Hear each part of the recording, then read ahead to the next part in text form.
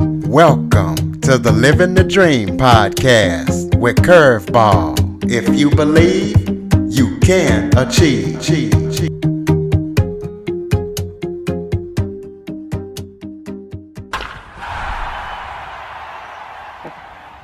Hello and welcome to another episode of Living the Dream with Curveball. Today, I am joined by Amber Porter. She is a professor as well as an author, and we're going to be talking about college education today. Amber, thank you so much for Hi, joining me today. good to be here. Good to be here. Let's start by talking about your life and who are you, where you're from, and the things that you're currently into right now. Sure. So I'm actually a practicing attorney. Right now, I'm on a deployment with the Army. I'm an attorney for the Army as well as for the civilian world. Um, so I'm not teaching a class currently, but I was teaching legal research and writing class previously when I was on the mainland.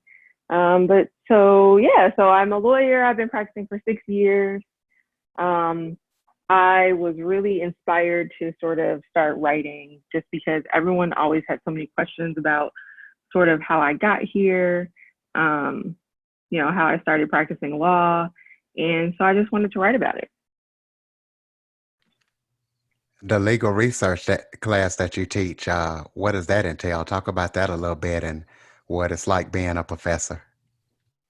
Yeah, so I used to teach legal research and writing at night for community college students after I would work a full day. So I think it was a little bit challenging to balance that. But the class basically aimed at teaching community college students how to write like a lawyer, which is really actually pretty difficult because it's a lot different than writing, an essay or something that, you learn in high school or otherwise. Legal writing is very technical. It's very specific, and you have to write things in certain ways or lawyers won't understand it. And so it's basically sort of teaching the legal profession to people who haven't been to law school. You said you wanted to start writing to let people know how you got here. Well, explain to my audience, how did you get here? How did you come to practice law and start doing all the things that you're currently doing? Yeah, so I grew up in sort of in Chicago, low income neighborhood, very humble upbringing. And I decided I didn't know many people when I was growing up who went to college, and so I decided that I wanted to try to get out of that area. I wanted to try to change my social class. I wanted to try to be able to have money and to be able to do things like travel and just have more freedom. And so I began a journey on researching how to pay for college. This was in high school. I started this. And, I started researching ways. I started researching scholarships. I started researching ways to sort of cut tuition costs. I worked full time during college. And so my book series is sort of the conclusion of my research from high school through college of figuring out how to pay for it. And so I ended up going to college.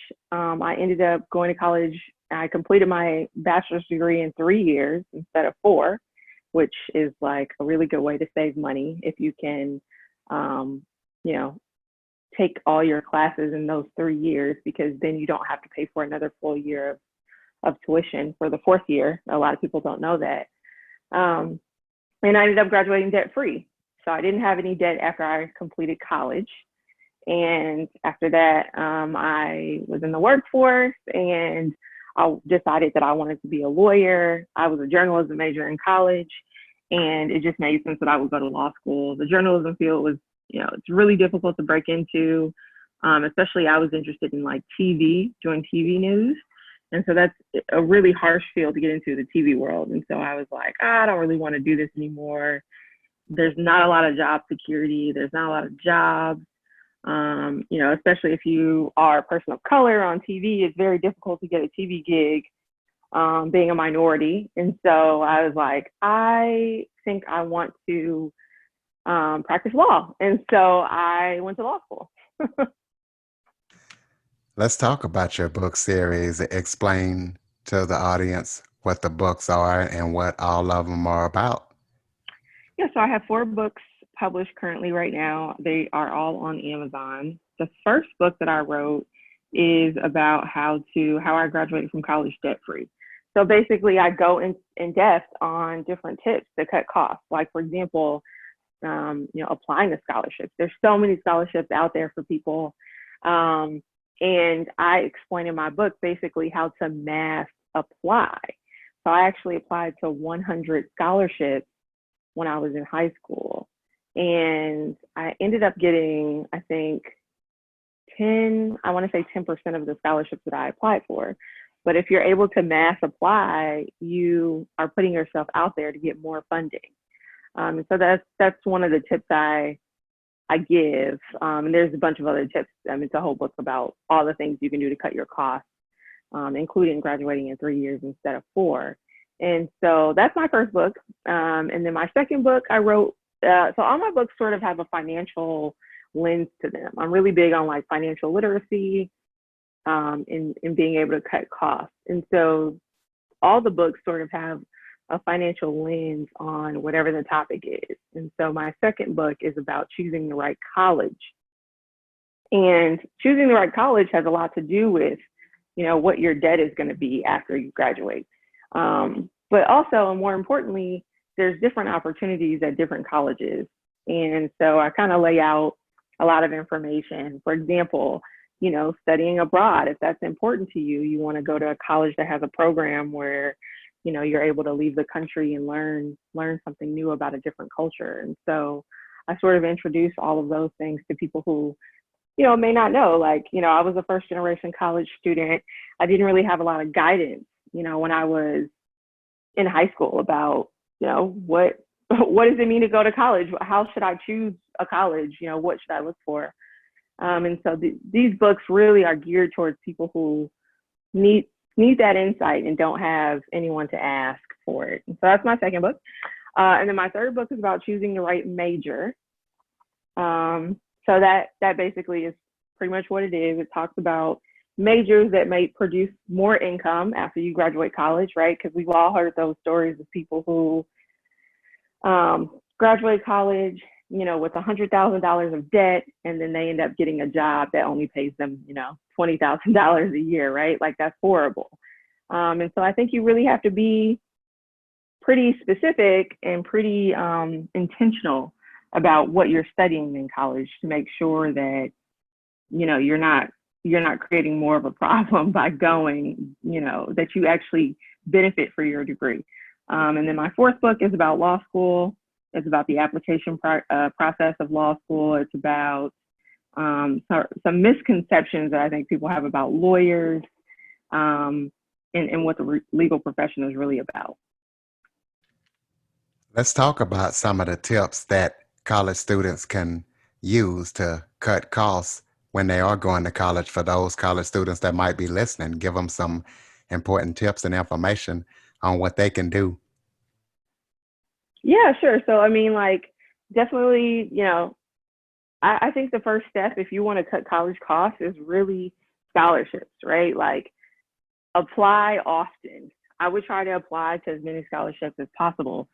And I think, sometimes when people hear that, they think that, that's impossible. But most of the scholarships that are out there, they ask for pretty much the same application.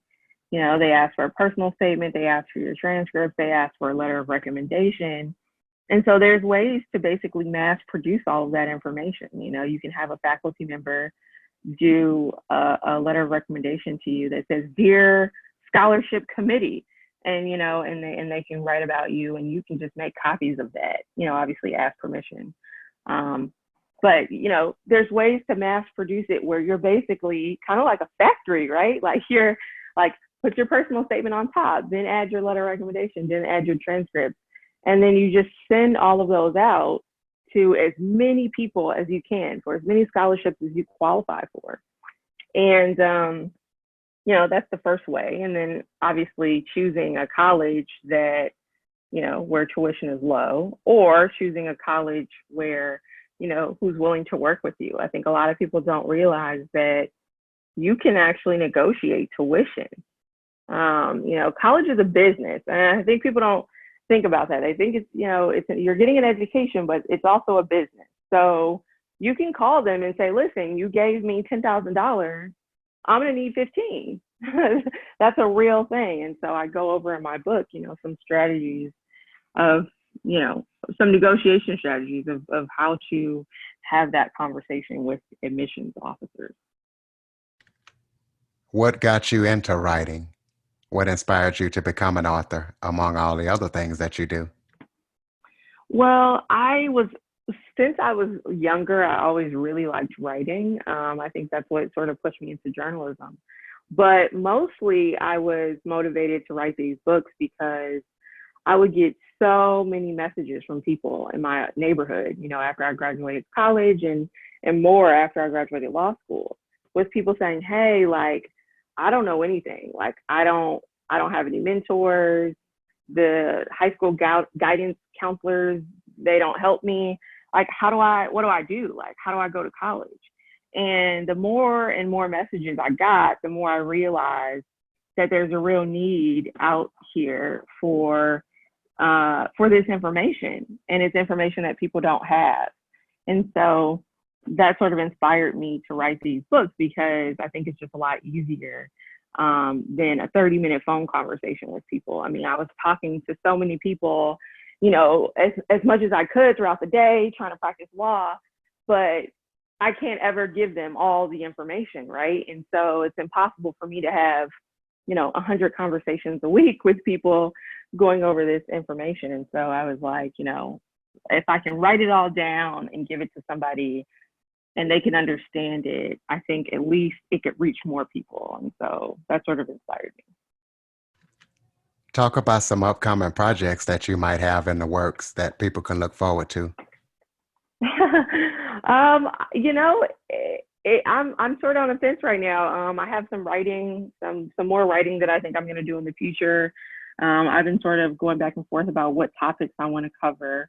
I may do some freelance writing for some other magazines or outlets that are out there, for people of color, uplifting that community.